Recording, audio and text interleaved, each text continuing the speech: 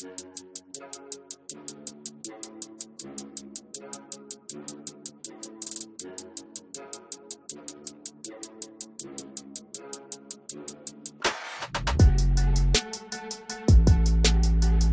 wanted to welcome everyone. This is our third annual Hatching Opportunities event. We run these events every single month for our executive job search network. And we're hoping to give you some actionable insights and help with your job search, right? I'm just going to go through our three speakers with a little intro for each. So our first speaker, Michelle Schaefer, she's an ICF certified coach, author, and facilitator, specializing in career transitions and leadership. She's the owner and founder of Michelle Schaefer Coaching, empowering people to navigate career transitions with confidence.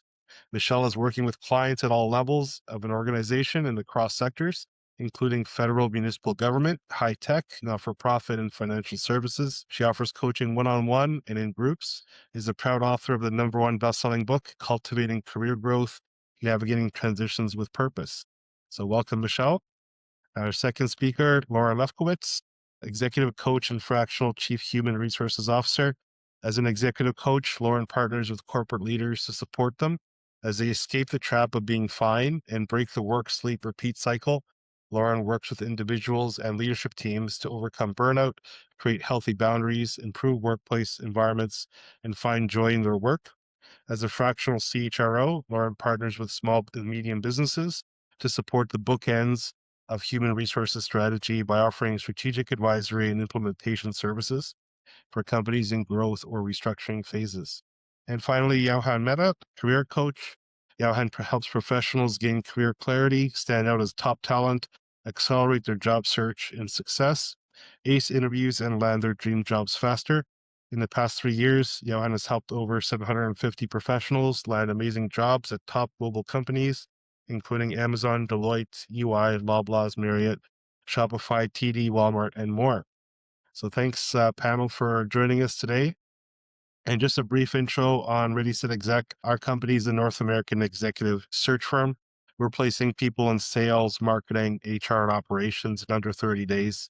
If you're looking in one of those areas for work, please feel free to connect with us as well. So to start off the discussion, we had discussed, using AI as a strategic partner in your job search, right? AI can't replace this, the human edge in your executive's job search. So to start off, um, how do you use AI in your job search besides just the simple set up your resume with AI and use something to help you, create your resume in a better format, let's say?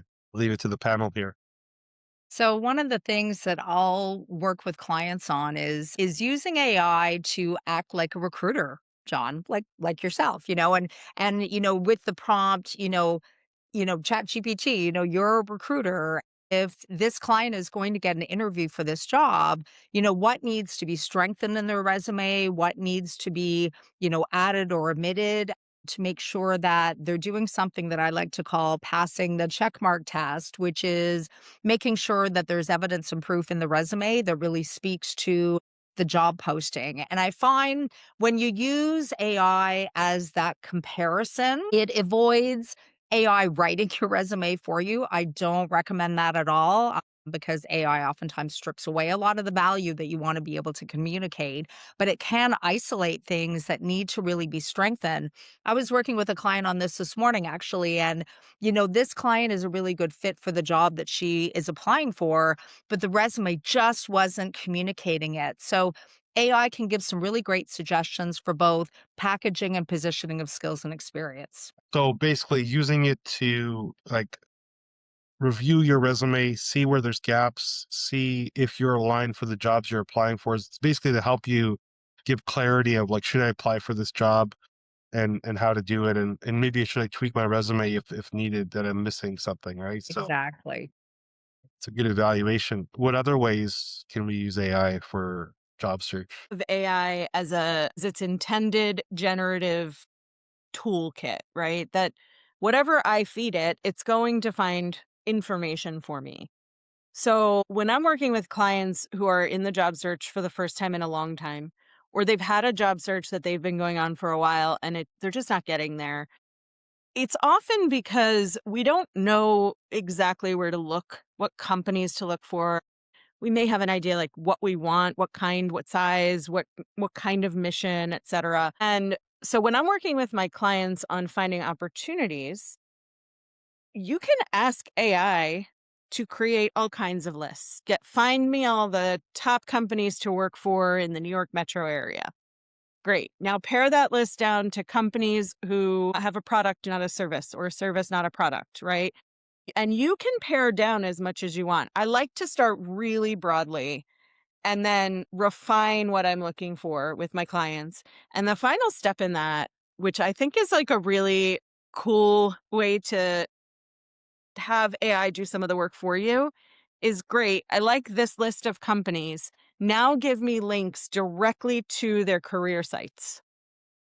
And then you can download a whole spreadsheet with all of the career sites. And every week or two, when you find jobs you like or companies you like, you can add to that list and you can just zip through every once in a while and look, does this company that I'm interested in have any new opportunities that I can be looking at? And I've had a couple of clients find jobs that way with, LinkedIn being so crowded, with Indeed being so crowded, and ZipRecruiter and all of those other ones. With the AI push of job postings, sometimes it can be easier to go to the individual companies and see what they have going. That sounds great. Anything else, Johan? Yeah, I would say a couple of things. One related to what Michelle said. So definitely, no good coach would ever recommend completely relying on AI because then you're just like everybody else. It's like submitting one resume to every single job. It's that philosophy. So I wholeheartedly agree with that. I also agree with what Lauren said, which is using AI in the most effective and efficient way possible. So if you look at the trajectory of AI specifically for job searching, it initially started with, AI creating resumes for you. But this is like a year and a half ago. Then it moved on to, AI helping you with applying for jobs, tracking your applications, which has become really prevalent, I would say, in the last year or so. Now, there are such sophisticated AI tools. So one of the ones I use in my practice, it's a tool called Pair Up. So just like the fruit pear and then up. And what this tool does, it's not focused on resumes and applications. It's focused on networking and relationships. So the tool basically guides the job seeker in terms of, who are the best people to network with.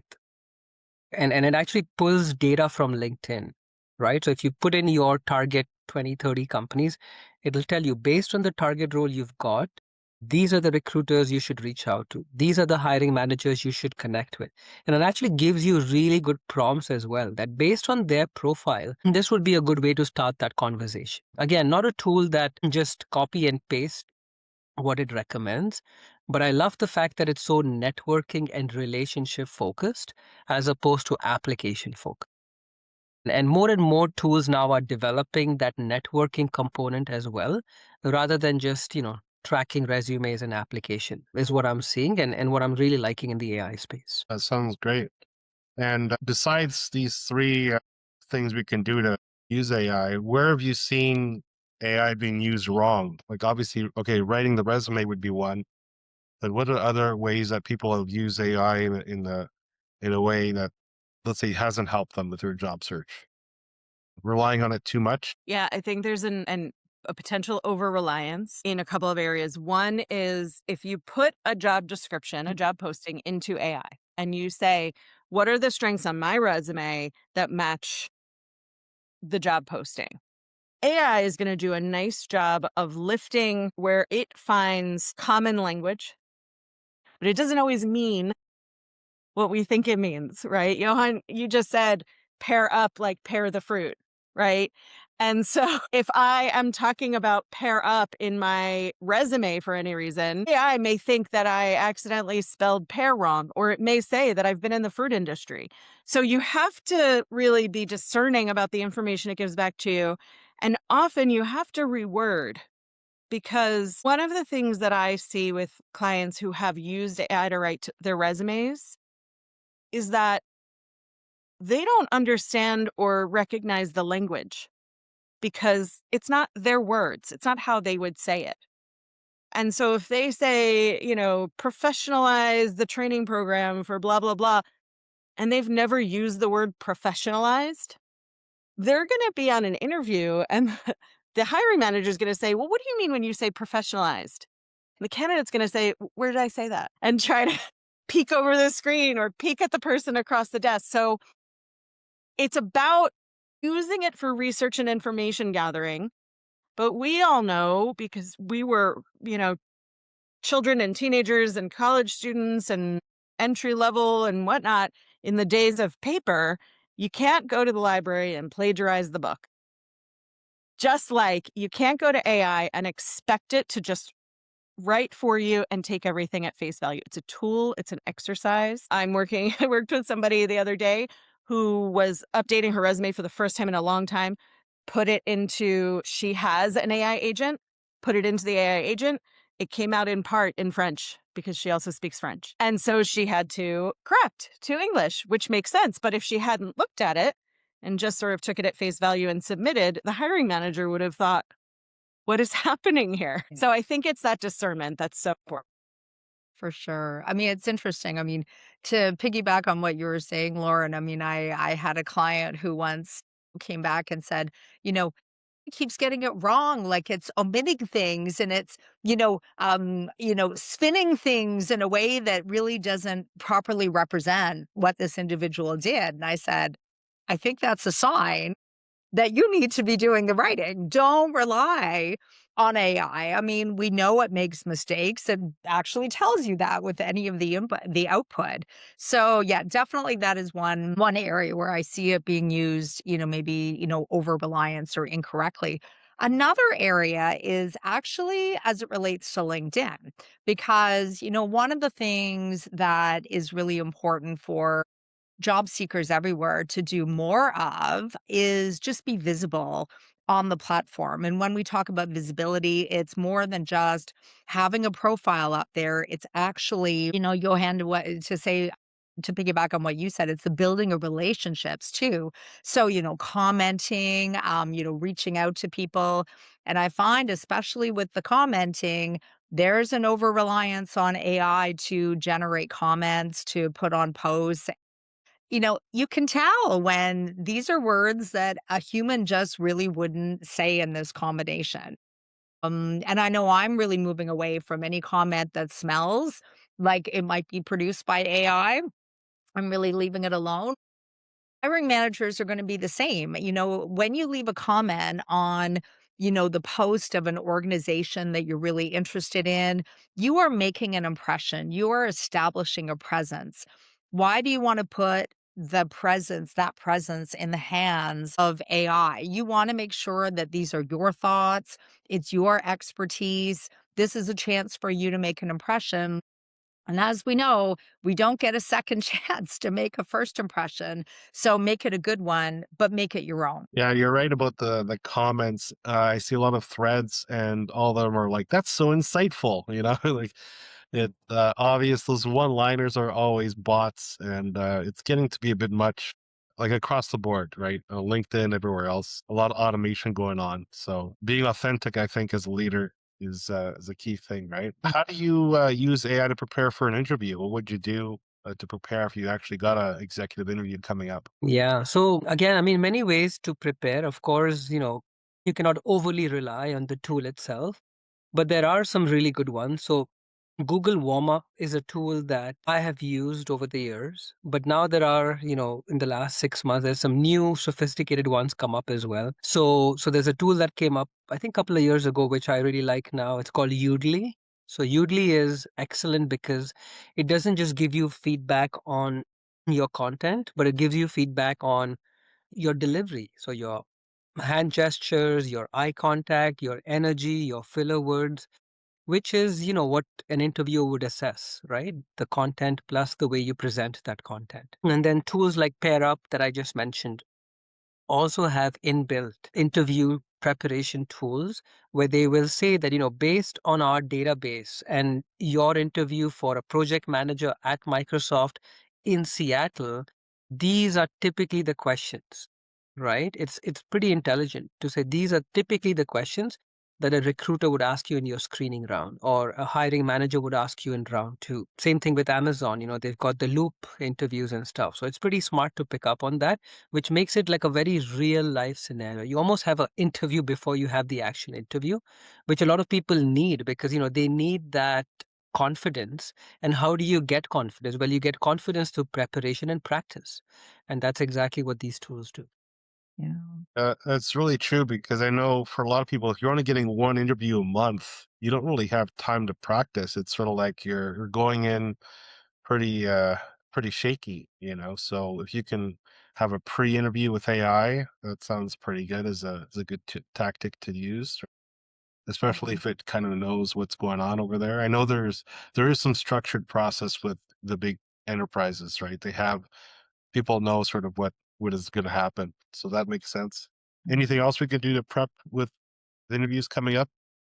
Yeah, I mean, I'm always amazed at the number of candidates who really don't do much preparation at all, and they prefer to think on their feet, but what that means is they are in the hot seat having to come up with their specific examples, the details, the results and outcomes, all of those kind of things. So, I do use AI at the foundational preparation level in particular, by feeding in especially the job posting and not just asking for what kind of questions, again, thinking like a recruiter or an HR manager, what are some of the questions that are very likely to come up based on this job? It's asking across four specific categories. So, what are some knowledge questions? What are some general questions? What are some situational questions? And of course, what are some behavioral questions? And the more that candidates can prepare with some questions in mind. And then, of course, like doing the practice is really, really key. That way, it just gives people an opportunity to, really think about, well, what example would I bring forward in this particular question? What are my speaking points? Like it gives like a good cheat sheet, especially to practice with on the day of the interview. So doing that foundational preparation can't emphasize it enough. And AI can be a really great partner to help identify the kinds of things to prepare for. I see with my clients a lot of the time, I tend to work mostly with women, not exclusively, but I see more frequently in women that they will look at a job description and see two bullets that they're not 110% in and say, like, I don't qualify for the job. So, one of the exercises I do with my clients is that we walk through some jobs they're interested in and highlight everything they are qualified for. If it's 50%, we're doing the practice of applying for the job. And then they can take that to AI. And it's usually two or three topics that they're particularly nervous about answering. So, like, I've never directly managed people, for example. I've been a VP, but I've never had people under me, but I've done cross functional management. It feels not good enough. So, if you put that information into AI and have AI look at your resume and your cover letters and all of those things that we've built, all the tools we've built, your values, the essence of who you are. I do a lot of like, who are you with my clients? You can get recommendations for how to answer that, how to overcome objections, and then put it into your own language, your own words, so that you're prepared.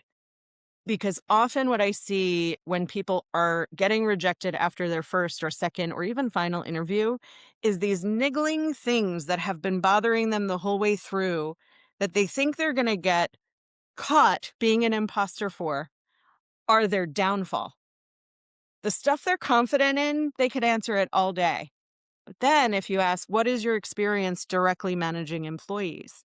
To be able to confidently say, I have managed projects, I have managed people situations, I have managed this and that.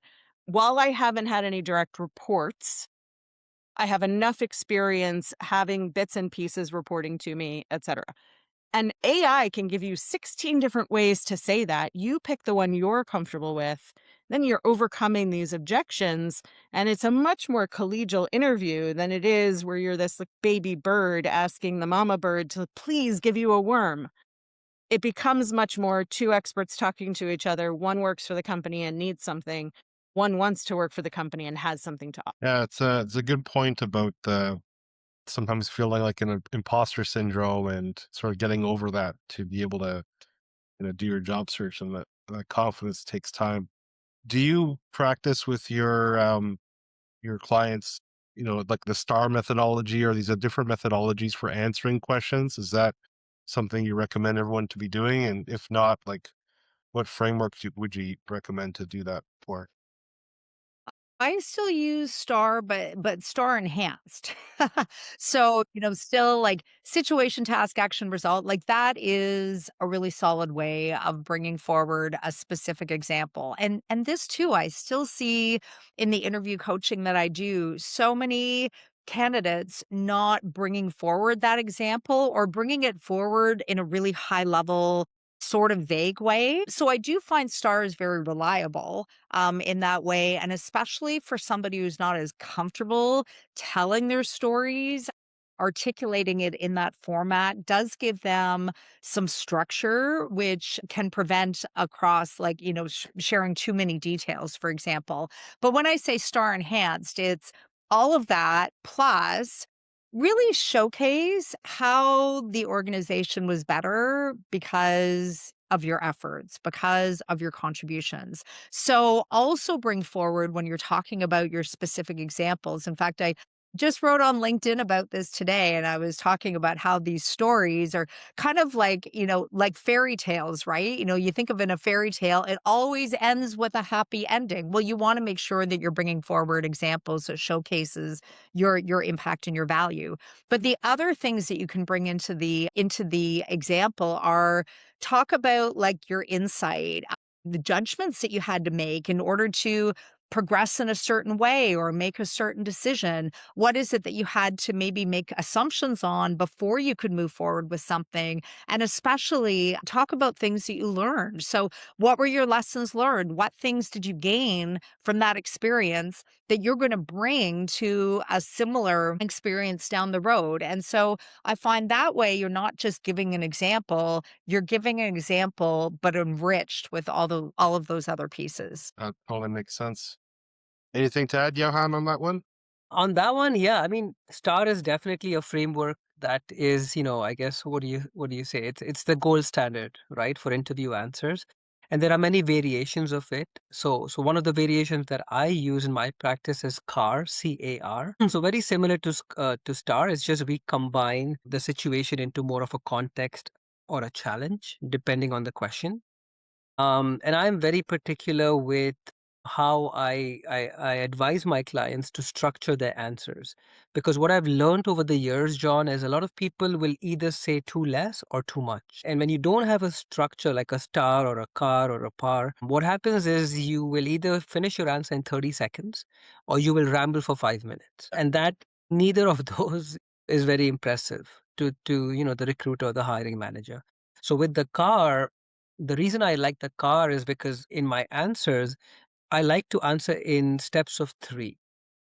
Because three, it's been proven that three is a number that people can easily remember. And as a job seeker, and then on the receiving end, it's also a number that's digestible for the person to remember, take notes, and what have you. So the car obviously follows the 3 paragraph format.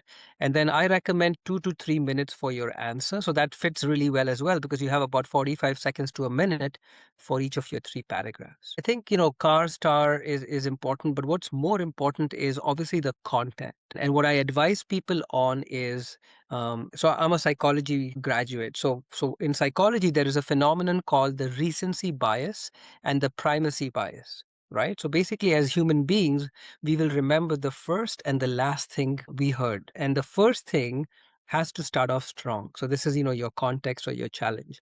And then the last thing is the result, which is really your differentiator.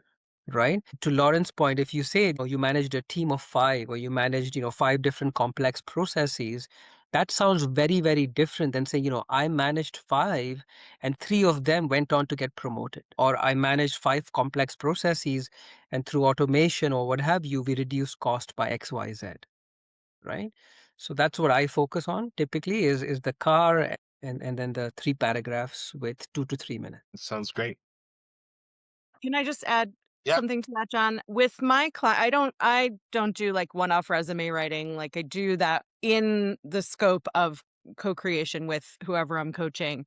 And one of the things that I start with is tell me about this project or tell me about this responsibility. And I live type as they're saying it. And then I help them remove all of the things that lower their level. Right. So I helped with this and then we go back through. Did you really help with that? What was your actual role in that? And if we can get to what their actual role is, most of the time they single handedly let it. They don't feel qualified to do that yet somewhere else. So gaining the confidence in how we talk about ourselves in resumes and cover letters, in setting up interviews even, right?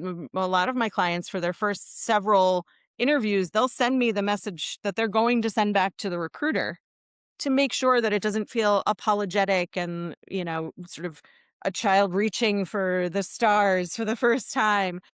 And if we can start there and coach forward, by the time we get to the interview coaching, there are some clients that I use the STAR method with. I haven't heard the other acronyms, so thanks for those. But there are a lot of situations where my clients will get really tied up in the logistics and like the very literal logistics of STAR and putting it in order.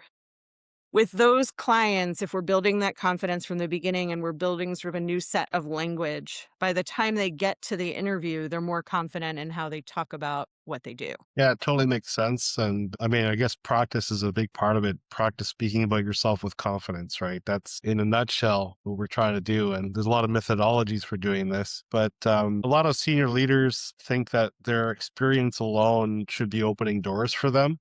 So, how is personal visibility more critical than ever for these executives? Because I think the day of like, they'll find me because I'm the best is not going to happen anymore, right?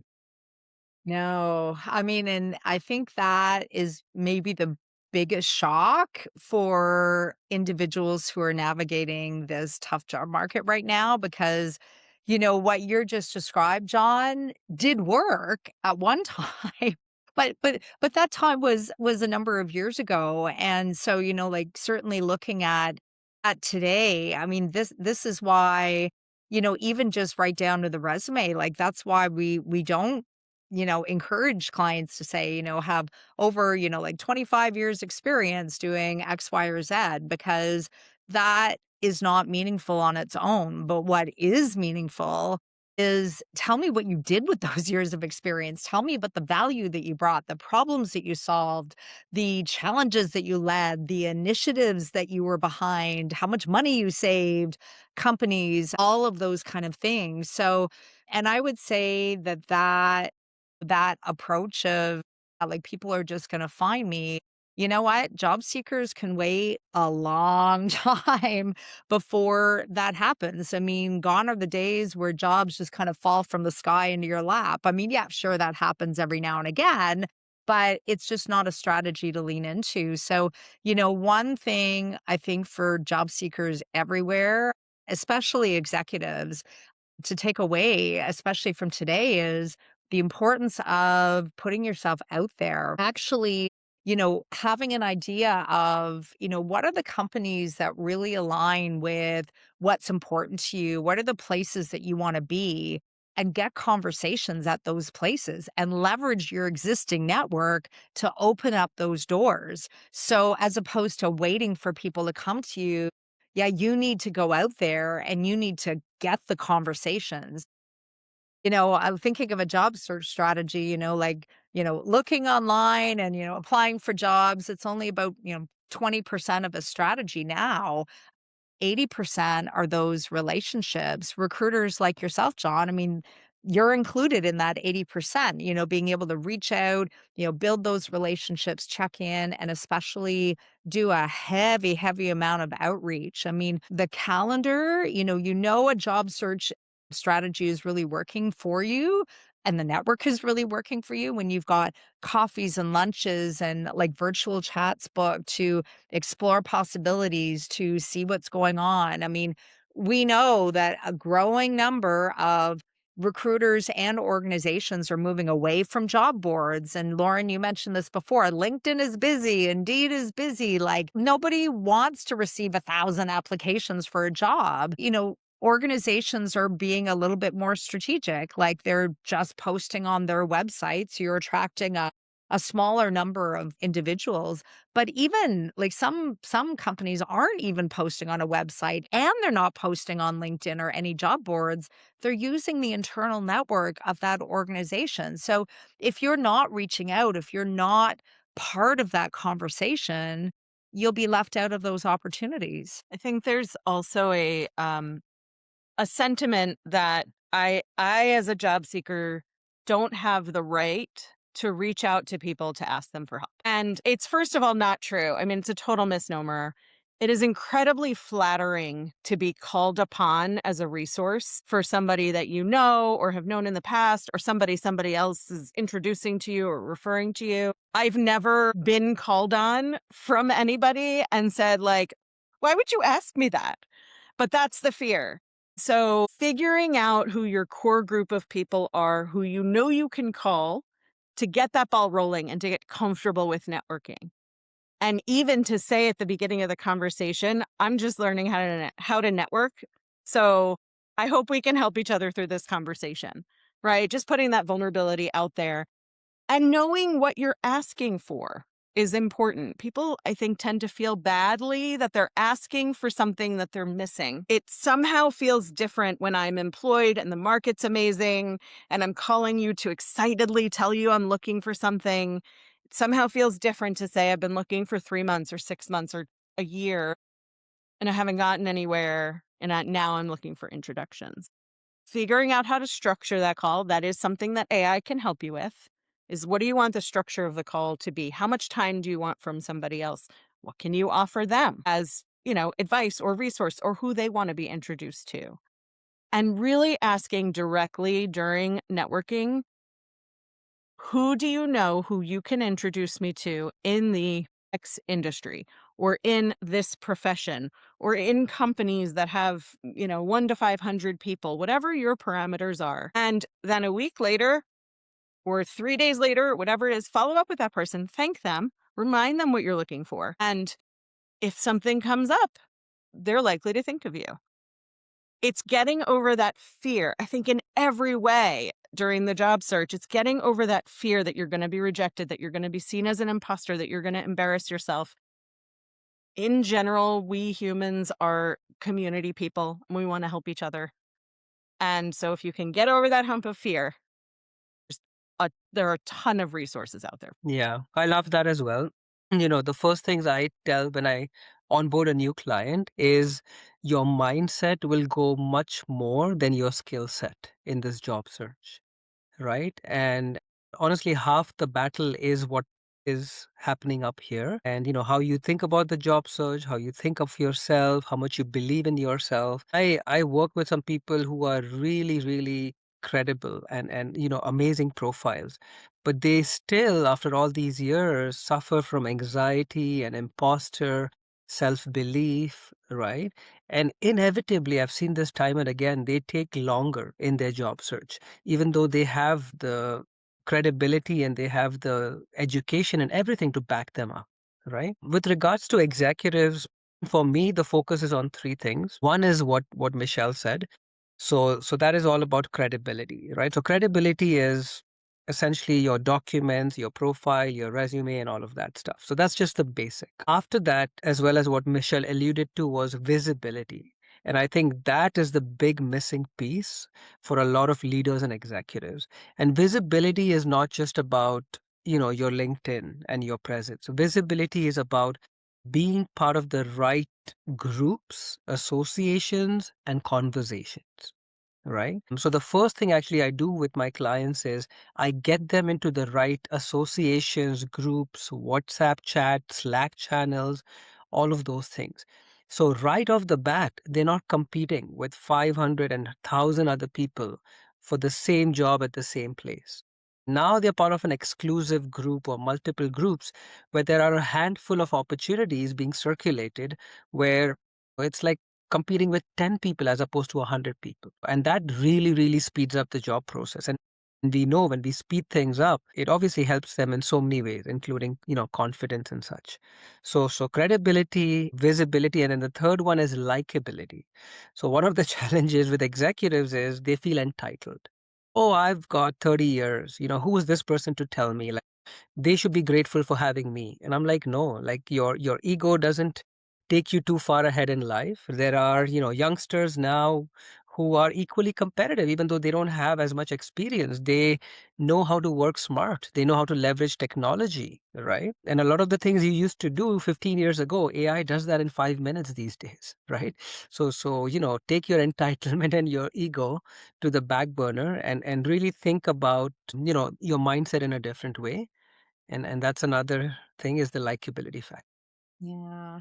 I mean, executives, really focus on return on investment, like in a business sense.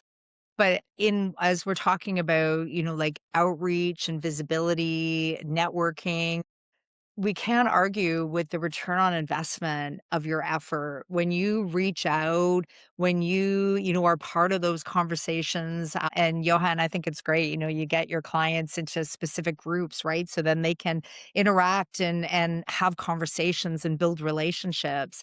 Those are efforts, like those kind of efforts speak volumes and have a far greater return on investment than applying for 100 jobs. So, I think that's something that can help with mindset. Johanna, I'm so glad that you mentioned that, and Lauren, you as well. Like just being able to get past the barrier that sometimes we just set out for ourselves. And I'll call those limiting beliefs. They're assumptions about the process or how it's going, oh, how we participate in that activity that stands in our way.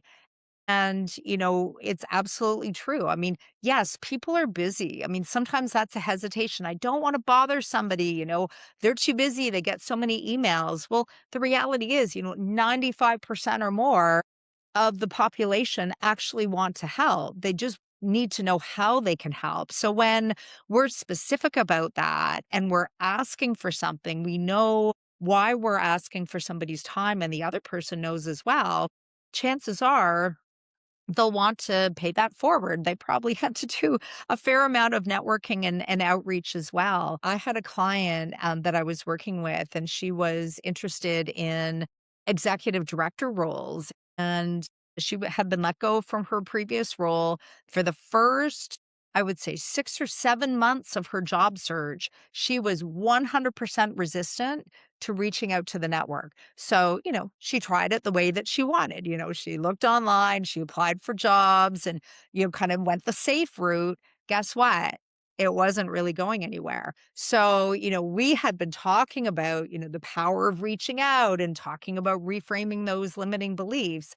She finally got to a point where she realized, I think I need to change the result. So she was willing to start reaching out. And Lauren, I like that you mentioned, like, start with people that you know. That's a safe place to practice, having these conversations, especially because it is going to be clunky and awkward in the beginning. And that's okay. We're learning something new. Well, within a few months of her starting to reach out, she actually had 2 job offers that landed in the same moment, and she got to choose between 2 really, really good options. And so, what's the moral of the story? Reach out, have the conversations, explore the opportunities, because clearly the return on investment is really powerful. It could be in the form of a new job. It's all good advice. One of the things we sort of got brought up in all this conversation was the hidden job market, right? And so many executive opportunities are just not posted publicly. So how can candidates position themselves to access that market? I think we touched on it a little bit, but just want to dig a little deeper into that. Yeah. So I actually focus a lot on that in my practice.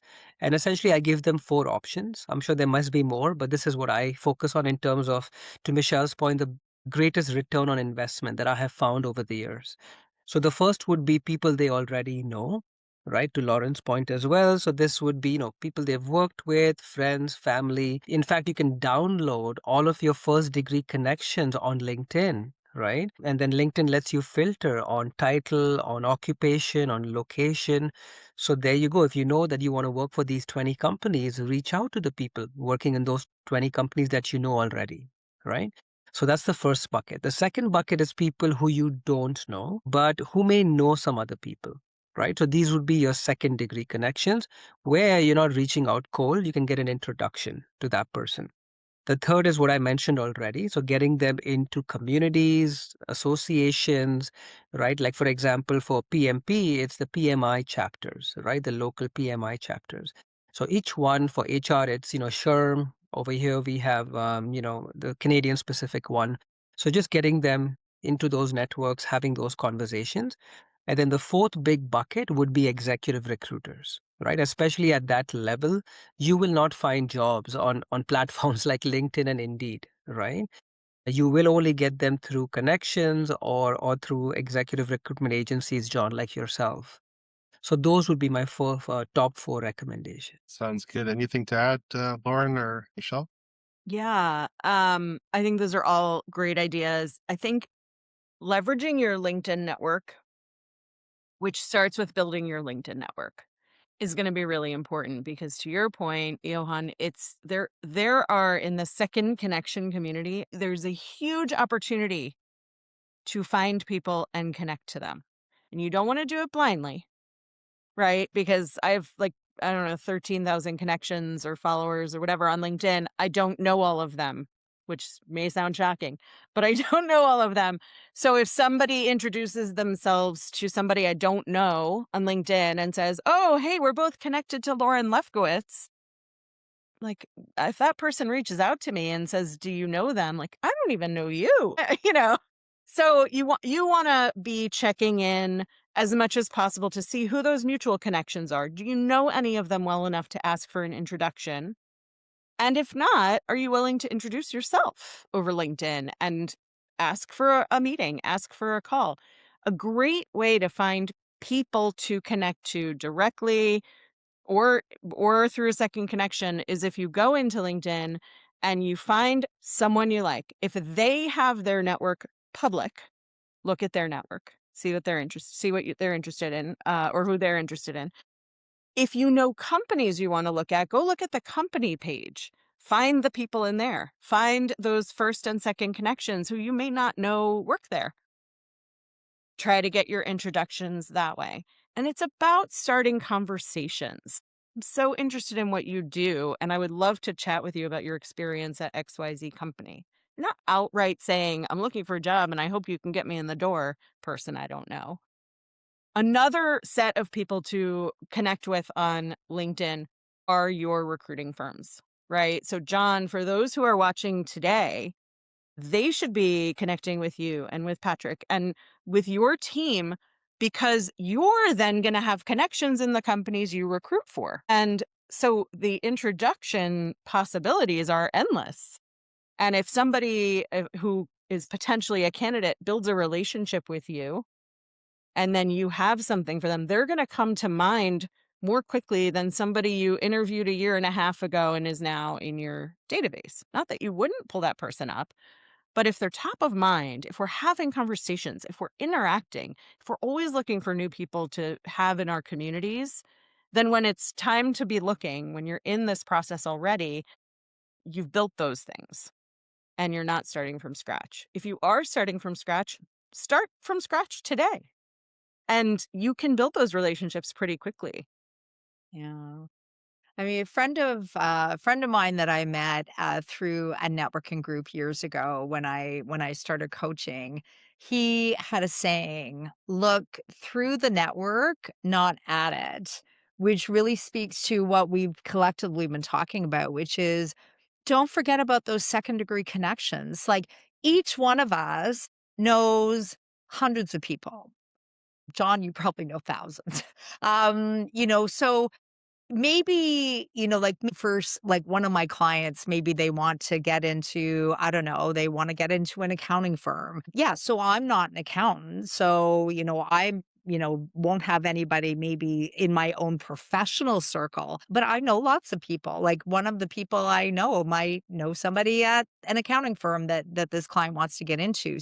So it is about leveraging those connections. And I mean, I think one of the other things I'll add to what we're talking about is I hear from individuals quite a lot that say, but I'm reaching out and I'm not hearing anything back. I'm just getting crickets. And I always recommend following up once, like only once. Like don't keep following up every couple of days, then you're kind of being a, a bit of a nag.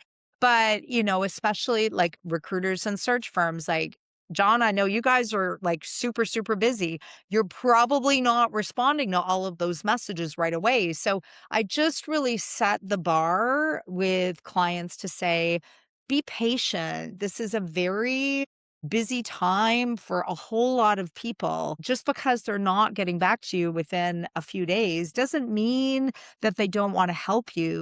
It just may mean that, yeah, they're working through some things. So, wait 2 weeks, follow up. And you know what? If you don't hear anything after 2 weeks, then leave it alone. You've got other people in your circle who would probably be more than happy to help you out. But do at least one follow up before you declare your outreach a complete failure. Maybe just a follow up to this too, right? One of the biggest things I hear from people when we say, well, you got to network is how do I network without sounding too transactional? Just be like, hey, find me a job. So, what do you recommend for people that are introverts or not good at networking? Or you're like, well, how do I do it without just sounding desperate or, asking for things? What do you recommend? Yeah, I can chime in over here. So I think the biggest thing with networking and the differentiator between success, when I say success, I mean hearing back and building a relationship is intention, right? So if your intention is in the right place, which sometimes it can dilute when you're a job seeker, and especially if you've been out of work for many, many months, you know, you may have good intentions as a human being, but then at that point you're frustrated, you're angry, you're desperate, right? So many emotions going on. But I still feel if your intentions are good, where you're genuinely being curious about the other person, number one. Number two, you're showing some level of care where it's not just about, asking for job or asking for a referral, especially if you don't have any connection with that person, right? So if you lead with curiosity and care, typically that is the right way to lead. Right. And then of course, being as authentic as you possibly can be, right? That obviously goes a long way as well. The other thing I always tell people is think about who is on the other end and what kind of messages would make them want to respond to you, right? So in your case, John, I would not recommend somebody reaching out to you and saying, "Oh, John, your profile inspires me, and let's have a coffee chat, and let's talk about this." No, you're a busy guy. You're filling roles at companies with top talent in the fastest possible time, right? So the approach to you can be a little bit more direct. Where John, this is my profile. This is the value I have to offer. What do you have going in the pipeline? Let's connect, right? As opposed to somebody who is maybe like a hiring manager or somebody working in the company you want to work for. The approach would be different. Absolutely. Knowing who you're talking to your audience and showing value as well, I think is an important thing, right? I had a couple of questions from the audience from Nadia Kasem. She asks here, there's two questions she has. So I'll go into both of them. One was, I had an interview and asked the exact same questions AI gave me to prepare for the interview. Is it fair that employers rely on AI to interview and even filter the resumes? And then the second one was, if I was interviewed by an organization but not selected, would it be appropriate to email the TA who interviewed me afterwards for feedback and continued interest? Your thoughts on both of those for Nadia? Yeah, definitely the AI filter is hard at work in terms of like screening out resumes. And yeah, companies are also relying on the same tools to, frame their own interview questions as, candidates are using to be able to get prepared. So absolutely, I'd say like assume that AI is being used in at least some capacity in the recruitment process. That second question, I absolutely agree with that. So if you've been interviewed and you were not selected as the successful candidate, you can absolutely go back. It's no guarantee that you're going to receive feedback. But as I say, like if you don't ask, you don't get. So do ask, because you never know what you'll get back in return. And you can frame it in a way that doesn't say, "So tell me why to get the job." You can say, help me better understand how I could compete, for a similar job going forward. What is it in my profile that I need to strengthen, or what skills do I need to develop? Then see what happens from the other individual. But absolutely ask, because you might get something really valuable that informs your next interview. Yeah, I agree with all of that, Michelle. I think one of the reasons we don't follow up with recruiters or talent acquisition folks is because we're afraid they're going to reply to us with the Mindy Kaling from The Office, "How dare you" meme, right? That's not happening. The worst that's going to happen is you will get ignored, because either the talent acquisition / recruitment person is going to reply to you with, "I'm so sorry, we don't provide individualized feedback," or "Here's some feedback for you," or they're not going to respond at all. And if that's the most hurtful part of it, then, you've just sort of been moved on, and then you move on. But I always think it's okay to ask. I wouldn't follow up. I would just ask the one time. That's a situation where I wouldn't follow up. In terms of the AI questions being used, the AI screeners, the AI resume screening, I'm not a huge fan of the AI resume screening. And anecdotally, I have heard from folks who are in recruiting that they're now starting to go back through the ones that got auto rejected, because it's just not quite sophisticated enough in a lot of cases. I know some recruiters who have stopped using it. I also know some recruiters who know it's not quite accurate, but they have to get through the resumes somehow. So they are using it, which then speaks to talking to your network and being referred in if you can be, being introduced if you can be. But if you can get questions to ask during the interview on AI, so can the interviewer. And your job as a candidate, I think, especially at the executive level, is to really discern which of those questions you're actually curious about. Because if you're just going through the motions of asking questions because AI gave you questions to ask, they're not things that you're actually curious about or that are going to move you forward in knowing whether you want to work with the company or not, then you need more questions. I'd love to build on just what Lauren was sharing about the AI screening, John. And Lauren, you're right. I mean, there's so many people that get screened out and they are qualified for the job. And sometimes the tool is not sophisticated enough to really put the right people in that yes pile. And that does absolutely connect to the network, because one of the things that you can do is, when you're applying for a job, reach out to the network, leverage those connections to get your resume into the right hands. Like, get a referral, get an endorsement. I actually had a client that I worked with in the summer. He applied to a large national company here in Canada, and he applied online. He got an almost automatic rejection within 24 hours. At the same time, he reached out to his network, found a connection that worked on the inside. This person connected him with the hiring manager. Few days after he got the rejection from HR, he got a different message from HR inviting him to an interview for the same job that he was rejected for online. He had 4 interviews and he's working there today, and he loves the experience.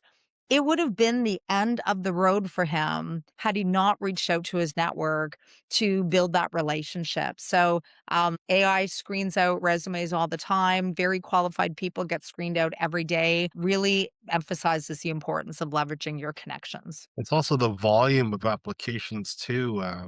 Do you recommend your clients use like an AI applier to help them get the resume out more efficiently, or 'cause there's a lot of these tools to sort of auto apply for you, right? Yeah, I don't, and only because I think of like LinkedIn, easy apply. It kind of adds to the noise. Yeah, it's the human look on your resume, making sure that your resume is aligned, kind of thinking back to our conversation earlier, use AI as a supportive tool, as your partner, as opposed to doing the heavy lifting for you. Anyone else to add on that for the AI applications? AI has the same opportunity to have an error rate in your automatic applications as it does in the feedback it gives you directly. So if you are applying for something and your AI application decides the first two bullets in every job are the most important, but the hiring manager or the recruiter has not written the job description in order of importance, then your whole cover letter is going to be talking about how you've generated reports, and that's 3% of the job. So I do not recommend AI appliers to any of my candidates. I think AI can be great to search for places where there might be jobs you would like and specific jobs. But you're going to take the human element out if you're having the machinery apply for jobs for you. Yeah, I agree as well. AI, like I said, it's become very, very sophisticated now, especially the last, I would say, 6 months. And there are many tools now which will send out 1,000 applications within a couple of days, right? It's like humanly, it's not possible. The challenge with that, I've never tried this out, but my coach colleagues, who some of them use it, the challenge, but it's a double-edged sword, I would say. The one thing is, the quality check, right? Because if you're sending out 1,000 applications, let's say even in a week, that's first, that's a lot of applications. And secondly, because you're not having control over what's going out. I mean, yes, it does a very good job with creating your master resume, tailoring the resume for every application. It does all of that before it sends out the application. But still, I don't feel confident enough to have a candidate that I'm coaching just automatically apply without their knowledge. Because, even if you get an interview, it's like now you're scrambling to say, which role was this? What resume did I use? Right. So I'm not a big fan of that. There are other tools now that are coming out where they still do the automatic, but before they do the automatic, there's one step in between where you get an email saying, okay, John, this is your resume, this is the role, this is what we've prepared for you. Now you go in there and approve it and send it without the system doing it, you do it. Or B, review it, make some changes, whatever you see fit, and then apply for it.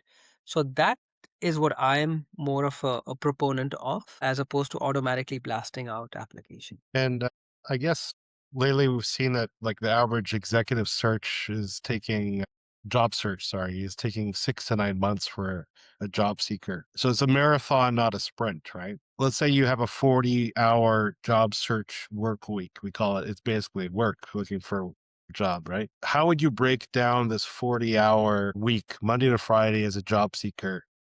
Where did you spend your time? If there's different buckets between networking, applying, coffee chats, whatever it may be, how would you break that down in 2026 as an executive? Like if you were starting a job search next week, what would you put your hours towards, just to give Yeah. people an idea of what the routine should look like? Yeah, I mean, it depends, I would say, John, at different levels. But if you're talking strictly at the executive level, I will say what Michelle said before. It's not so much about the effort you're putting in, but it's about the return on investment with that effort, right? So really coming up with a very strategic and very thoughtful way of going about your job search. Now, typically what I recommend is 70, 20, and 10. So 70% of your effort on networking, connections, which includes those four buckets that we went about. 20% of your effort for me is on visibility, branding, and LinkedIn. So for me, LinkedIn is pretty big in my practice. So this goes to, you could post content on LinkedIn if you're comfortable. Typically, we gradually build the executive into that because they're not used to that. So we typically start with engagement, with comments, with participation in groups, because there's so many amazing groups on LinkedIn as well. And then the remaining 10% would be the applications, is how I break it. Yeah. And I think that's a great breakdown. I would favor that as well because it's very heavy on the relationship because even LinkedIn commenting, that is, yes, it's visibility, but it is establishing presence. It is about building relationships. I mean, I think of some people who we started commenting on each other's posts, and now we have offline conversations that are not even on this platform, which is amazing. So, definitely heavy on the relationship.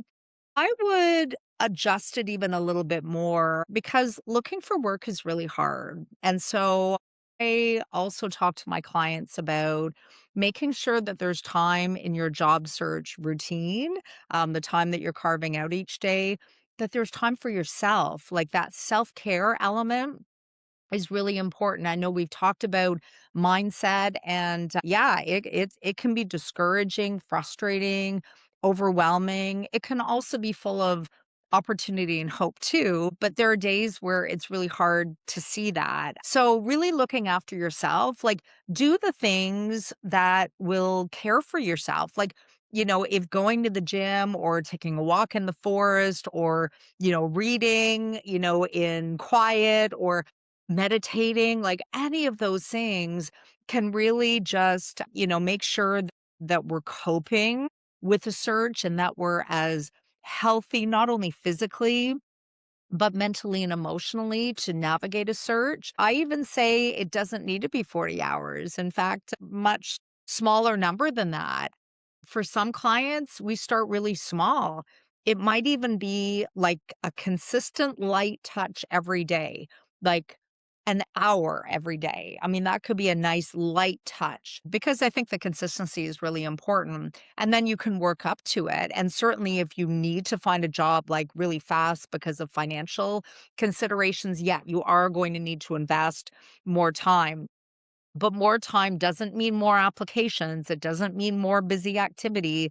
It just means make sure that you're spending your time in those quality places that we're talking about, reaching out, building connections, getting your resume into the right hands. All of those things involve people and not just sitting behind a computer. I echo what Michelle said and Johan nodded at, which is don't job search for 40 hours a week. It is too much. It's too exhausting. If it's the only thing you're focusing on and it does take you 6 or 9 months or 2 years, because remember, in this job market, if 6 to 9 months is the average, sometimes it's a couple of years. Sometimes it's contracting, and then you're not really counted in the unemployed market anymore or the searching for a job market. So that number is a little bit cagey for me. But also, if that's all you're spending your time on, you're going to be demoralized and you're going to want out right away. And then you fall into this like hole of thinking nobody wants you, nothing's happening. So finding that balance of how many hours a week feel good to you and feel doable. When are you taking a day off? Because certainly not 7 days a week, right? I would say 4 days a week personally that you should have some focused and some focused time.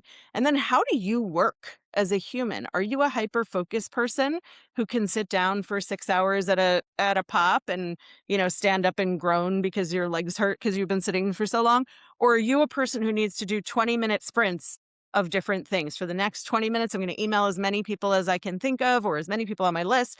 For the next, 40 minutes, I'm going to try to apply to 2 jobs and finish 2 applications. Whatever it is that your focus is. And this is where I see for a lot of people the value in coaching in particular, because your coach can help you work on like, what is your work style? We don't evaluate our work styles. We just say like, oh, I'm a person who needs X, Y, and Z, but we don't really know what that means. So as we all work with our clients, and even you, John, as you're working with your clients from the recruiting perspective or the hiring perspective, you may be saying to your hiring managers, how many interviews will you take in a day? Because there is that individuation in every person. Like it just isn't one size fits all. And so figure out where does wellness, where does sleep fall into that? Where does boredom fall into that? We don't allow ourselves to be bored, but boredom's actually pretty cool. My front porch is amazing. And like, what do you want your structure to look like? And how much structure do you want? What's going to feel good and keep you moving? And when you get stuck, who are you turning to? Do you have a coach? Do you have an accountability buddy? Do you have a spouse or partner? Do you have someone you can just body double with on Zoom so that you're holding each other to something? Job searching, especially if you're out of work, can be so isolating and can feel like failure if you're not among other people who are helping you through it. Yeah. And John, I mean, I'll just throw in one thing to Lauren's suggestions is it can be really easy. One day can bleed into the next if we don't have anything to kind of like hold us to that routine. I'll recommend like whatever system and structure that you lean into in order to get things done. Use that system and structure for your job search. With a lot of my clients, it's as simple as putting in a recurring booking into their phone, like book your job search time like you're booking a meeting. And especially when out of work, we can lose that routine. When we're at work, we have meetings, we have reports, we have things we have to do. When we're looking for work, yeah, we have to carve out that time ourselves. So, the first step is establishing that routine. The second step is actually holding to that routine. So, what might you have to push through in order to hold that routine? Like in some cases, I have clients to say, but now that I'm not working, I have family members who want me to take them places and do the shopping and like paint the walls and do all those kind of things. So, part of it is, what kind of, responses am I going to, create in response to demands on my time, so that you can hold your job search time for what it is. Some really good tips there in terms of building a routine and being mindful of self care along the way. Because, as we said, it is a marathon, not a sprint right now, getting an exec's job. I could definitely continue this conversation all day, but I think we are at time. And I want to thank everyone for participating in the panel. Really appreciate your insights today. So special thank you, Michelle, Lauren, Johan, for today's input there. And we're going to have this release on YouTube in the near future, so people that missed it can still watch it. So thank you so much. Thank you. This Ron. is great. Thanks, John. Have a good one. Thank you. Bye. Hi.